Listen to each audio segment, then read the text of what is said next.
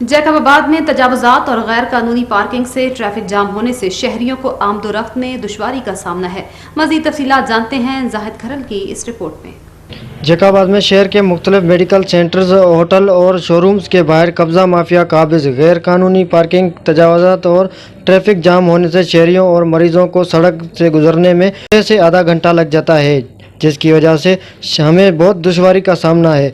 इस हवाले से शहरियों ने रोज़ न्यूज़ से बातचीत करते हुए कहा है कि बड़ी मेहरबानी, जैसा कि आपको इल्म है कि ये पूरे शहर जैकबाबाद में इतनी ट्रैफिक जाम हो रही है और ये जो नाजायज़ तजावुज़ात हैं वो इतने बढ़ गए हैं कि आम आदमी का जीना जो है वो जंजाल हो गया है।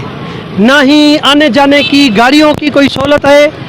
एक तो ये नाजायज़ तजावुज़ात हैं जो सड़कों पर 5-5 फुट से लेकर 10 फुट तक आगे बढ़कर निकल आ चुके हैं। मुतालबा ये है कि ये जितनी भी इंक्रोचमेंट हैं, जितने भी नाजायज़ तजावुज़ात हैं, उनको हटाया जाए। बिस्मिल्लाहिर्रहमानिर्रहीम। पहले तो हम आप रोज़ न्यूज़ के बहुत नहायत ही शुक्रगुज़ार हैं जिसने ये बड़ा कदम उठाया है। असल बात यह है कि जहाँ भी देखो पार्किंग, अस्पतालों में भी देखो एक गैर कानूनी पार्किंग लगा हुआ है, और शहर में देखो, दीगर शहर जहाँ भी देखो ना, मुख्तलिफ सेंटर हो या बेकरी हो या किधर भी हो, यहाँ पे वो गैर कानूनी पार्किंग है। हम एंटी इंक्रोचमेंट से मुतालबा करते हैं ये जो गैर कानूनी ये पार्किंग कर रहे हैं उनके खिलाफ फ़ौरन एक्शन लिया जाए।